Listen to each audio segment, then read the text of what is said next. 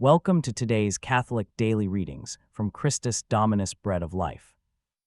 A reading from the first book of Maccabees.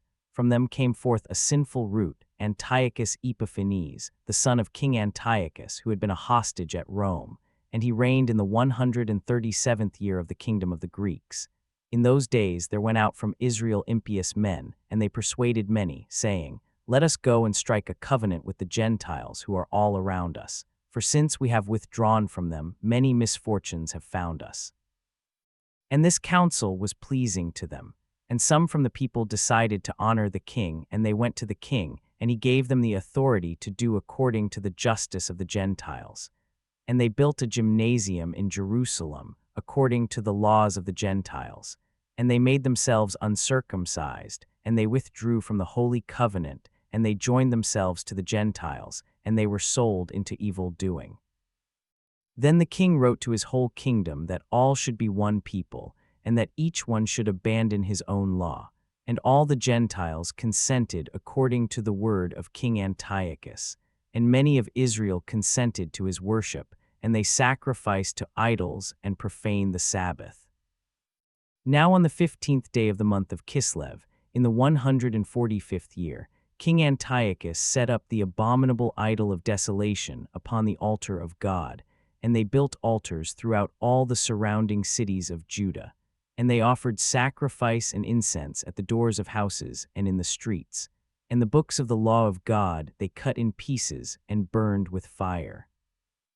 And whoever was found with a book of the Testament, and whoever observed the law of the Lord, by the decree of the king, was put to death. But many in Israel stood firm and resolved in their hearts not to eat unclean things. They chose to die rather than to be defiled by food or to profane the holy covenant, and they did die.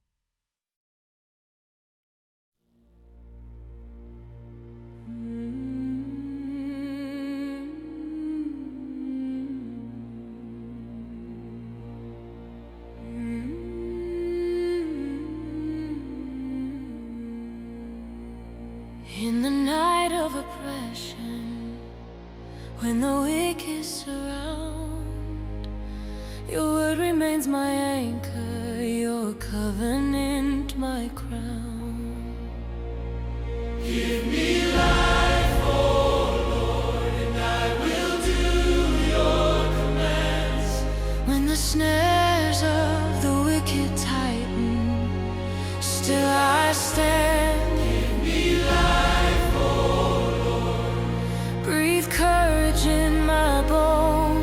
Your statutes are my refuge, your precepts are my home.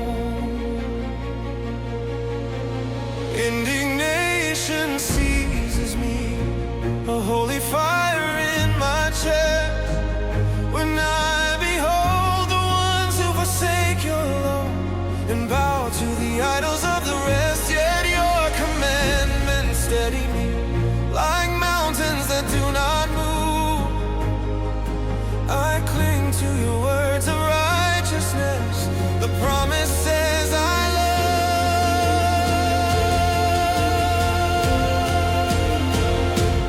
Give me life, oh Lord, and I will do your commands. Let your truth uphold me where no mortal power stands. Give me life, oh Lord, in the shadow of the night, and I will walk in obedience by your everlasting light.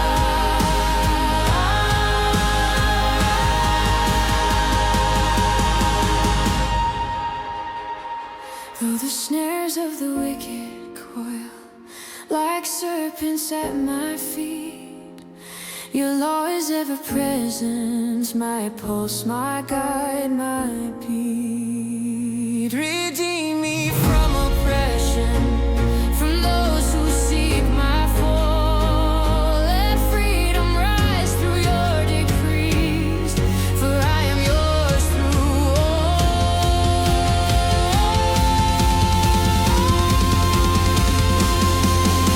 The persecutors chase me, malicious perverse in their schemes. They hate the path of holiness. They drown in worldly dreams. Far from salvation walk the ones who cast your word aside. They seek no statutes of the Lord. Their hearts are cold with pride. I look upon the faithless with sorrow and with dread, for they have left the covenant and follow lies instead. But you, O God, are faithful still, your word forever true. Give me life according to your love, and I will follow you.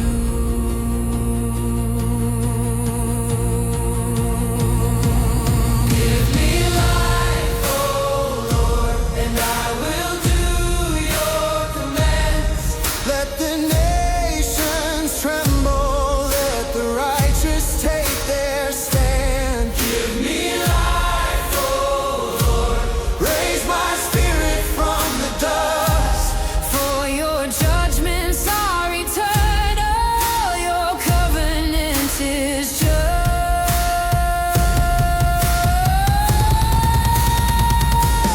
Give me life, O Lord, and I will do your commands. In the face of the wicked, in the night of oppression, in the fire of trial, I will stand.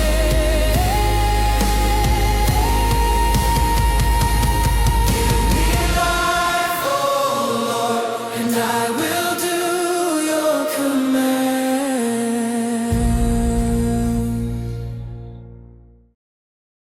A reading from the Holy Gospel according to Luke. Now it happened that, as he was approaching Jericho, a certain blind man was sitting beside the way, begging. And when he heard the multitude passing by, he inquired what this was. And they told him that Jesus of Nazareth was passing by. And he cried out, saying, Jesus, Son of David, take pity on me. And those who were ahead admonished him to be silent. But he cried out all the more, Son of David, take pity on me. And Jesus, standing still, ordered him to be brought to him. And when he had drawn near, he questioned him, saying, What do you want that I might do for you? And he said, Lord, that I may see. And Jesus said to him, Look and see, your faith has saved you. And immediately he saw, and he followed him, glorifying God. And all the people, when they saw this, gave praise to God. Join us for today's reflection.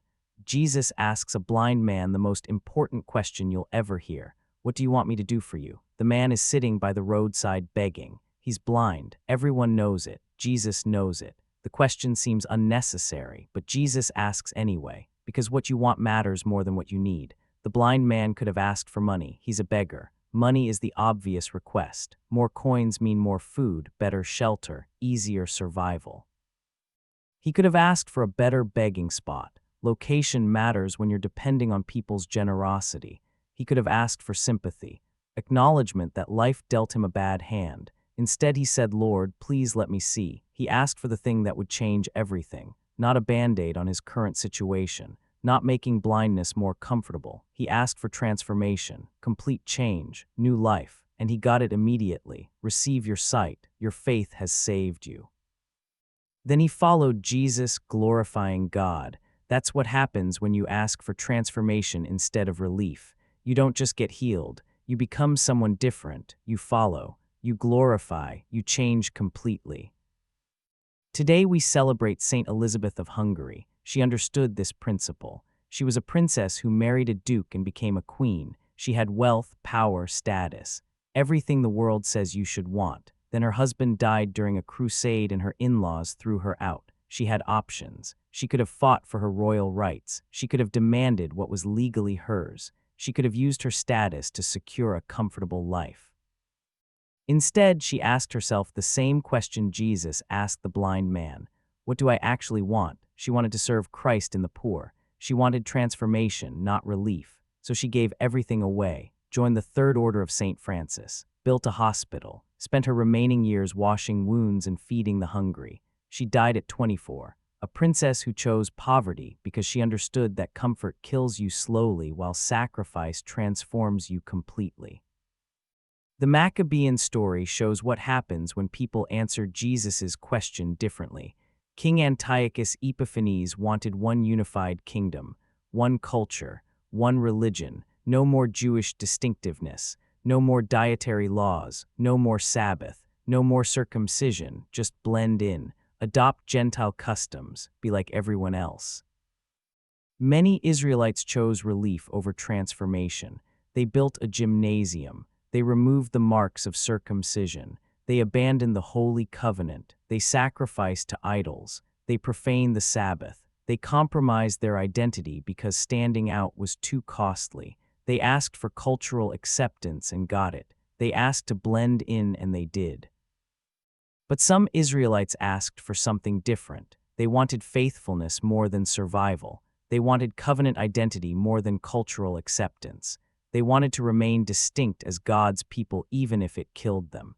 Many in Israel were determined not to eat anything unclean. They preferred to die rather than be defiled by unclean food or profane the Holy Covenant. And they did die. Same question, different answers, completely different outcomes. The psalm captures this tension. Indignation seizes me because of the wicked who forsake your law. The psalmist watches people compromise and it makes him angry, not self-righteous anger, grief-filled anger, because he sees what they're trading away. They're exchanging eternal faithfulness for temporary comfort. They're selling their covenant identity for cultural acceptance. Though the snares of the wicked are twined about me, your law I have not forgot. He's surrounded by pressure to compromise, snares everywhere. People abandoning God's commands on every side, but he refuses. He holds firm because he knows what he wants. He wants faithfulness more than relief. Give me life, O Lord, and I will do your commands. That's his answer to Jesus' question. Give me life, real life, transformed life, covenant life, and in return I'll obey. I'll do what you command. I'll stay faithful when everyone else compromises. The blind man wanted sight more than comfort. Elizabeth wanted service more than status. The Maccabean martyrs wanted covenant faithfulness more than cultural acceptance. The psalmist wanted obedience more than ease. What do you want? That's the question Jesus is asking you today, not what do you need. He already knows that. What do you want? Because your answer reveals what you value, and what you value determines who you become. If you want relief, you'll stay blind but comfortable. You'll keep your wealth but lose your soul. You'll blend in culturally but abandon your covenant identity. You'll survive but never transform. If you want transformation, you'll see and follow. You'll give away everything and gain Christ. You'll stand distinct and die faithful. You'll lose your comfort but secure your life. The blind man asked big, Lord, let me see. Elizabeth asked big, let me serve even if it kills me. The martyrs asked big, let us keep covenant even unto death. Most people ask small, make my blindness more comfortable. Let me keep my wealth and serve occasionally. Let me blend in enough to survive. Jesus is asking you right now, what do you want me to do for you? Your answer determines everything. Ask for relief and you'll get temporary comfort. Ask for transformation and you'll get permanent change. Ask for cultural acceptance and you'll lose your covenant identity. Ask for faithfulness and you'll gain eternal life. The blind man received his sight and followed Jesus, glorifying God. That's what happens when you ask for the right thing. Lord, please let me see.